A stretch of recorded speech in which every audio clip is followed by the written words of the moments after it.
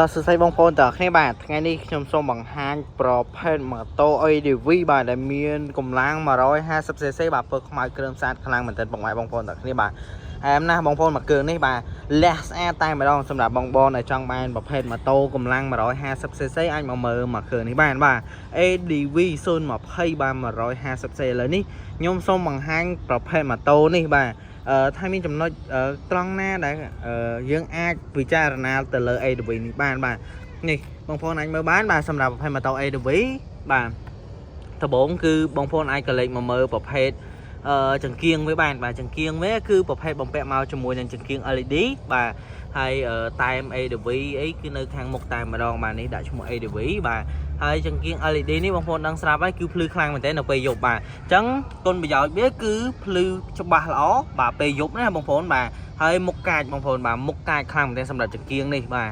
ហើយងាកមកខាងក្រោមបន្តិចបាទដែលភ្ជាប់មកជាមួយនឹងបូមបាទគុណភាពខ្ពស់បាទបូម ADV បងប្អូននឹងស្រាប់ហើយបាទគឺម៉ូតូនេះខ្ពស់ខ្លាំងមែនទែនហើយបូមក៏ត្រូវការប្រើបូមល្អដែរបាទអញ្ចឹងបងចង់បានបែបជិះផ្លូវឆ្ងាយផ្លូវអាលាក់បាទបែប performance ល្អបងប្អូនអាចជ្រើសរើសយកប្រភេទម៉ូតូ ADV បានបាទហើយក្រឡេកមកមើលខាងក្រោមទៀតបាទបំពាក់មកជាមួយនឹងប្រាំង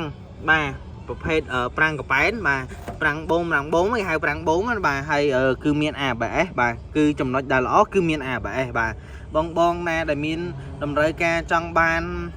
ប្រភេទ ADV ហើយដែលមានបំពាក់មកជាមួយនឹងប្រាំង ABS អាចមកមើលនៅហាងបងបានបាទហើយ ABS នេះគឺអែមបងបាទមានចាប់ពី020ឡើងទៅលើសម្រាប់ប្រភេទម៉ូតូដែលប្រើ ABS បាទប្រើ ABS ហ្នឹងគេប្រើបែបម៉េចបាទសម្រាប់ ABS បងប្អូនយកទៅប្រើប្រាស់ផ្លូវល្អឬក៏ផ្លូវដែលជួបឧបសគ្គដំបងជួបឧបសគ្គភ្លាមណាបងបាទជួបឧបសគ្គភ្លាមបងប្អូនអាចចាប់ប្រាំងទៅវាអត់បោកបងប្អូនទេបាទសម្រាប់ ABS នេះបើសិនជាអត់មាន ABS វាអាចកន្លាច់ទៅឆ្វេងឬក៏ទៅស្ដាំបើសិនជាអត់មាន ABS នេះ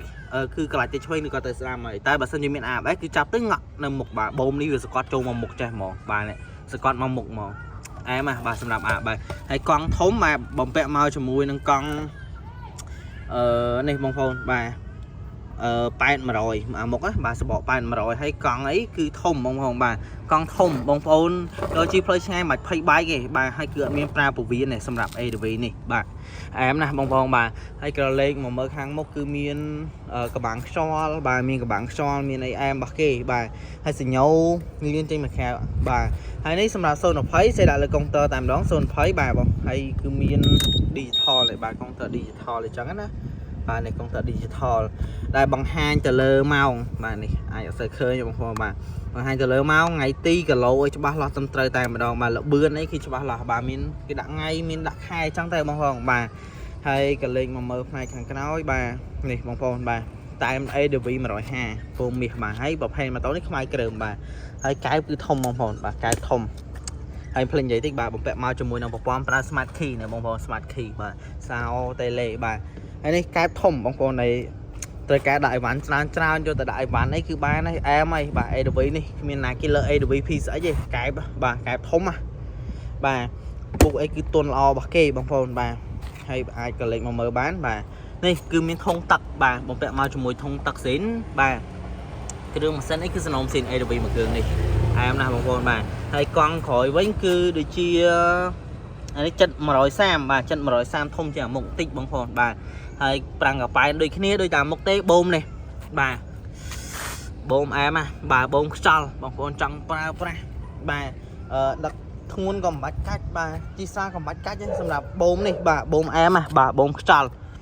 និយាយទៅអែមហ្មងបាទពីក្រោយបាទគឺបំពាក់មកជាមួយនឹងប្រព័ន្ធខ្សែពៀនហើយកន្លែងនេះគឺវាយដាក់ brand ថា Honda កន្លែងនេះកន្លែង Air បាទកន្លែងនេះកន្លែង Air កន្លែងនេះកន្លែងចេញទឹក Air អញ្ចឹងណាបាទហើយក្នុងនេះគឺប្លុកទាគឺខ្សែពៀនបាទហើយបងប្អូនអាចមើលបាទបាទអធិស្ឋានបាទបងប្អូនអាចមើលបានបាទម៉ូតូគឺសនំស៊ីនមូលស្អាតបងប្អូនបាទមូលស្អាតហើយម៉ូតូនេះប្រភេទម៉ូតូក្រដាសពុនបាទក្រដាសពុនតម្លៃវា$3000ជាងតិចតួចទេបាទបងប្អូនដែលមានថវិកាចន្លោះពី$3000ជាងតិចតួចអីអាចកលេចមកមើលប្រភេទម៉ូតូ ADV នេះបានបាទស្អាតណាស់បងបាទ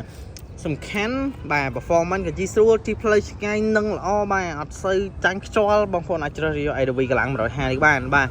ហើយ ADV នេះដែរបាទ បងប្អូនអាចមកមើលនៅហាងលក់ម៉ូតូចានដល់168បានចង់ទិញលុយសកបានវាយដូរក៏បានបងរំលោះក៏បានដែរបាទសម្រាប់ប្រភេទម៉ូតូ ADV ខ្មៅគ្រើមនេះបាទអញ្ចឹងបងដែលមានតម្រូវការចង់មកប្រភេទម៉ូតូ ADV អាចធ្វើការមកមើលនៅហាងបងប្អូនបានបាទទិញលុយសុទ្ធវាយដូរបងរំលោះបានដូចគ្នាណាបងប្អូនអូខេបាទអញ្ចឹងវីដេអូយើងមានតែប៉ុណ្្នឹងទេបើសិនជាបងប្អូនមានចំណាប់អារម្មណ៍ចង់បានប្រភេទម៉ូតូ ADV អាចធ្វើការទំនាក់ទំនងមកហាងបងប្អូនឥឡូវនេះមកបាទអរគុណច្រើនដែលទស្សនាវីដេអូនេះ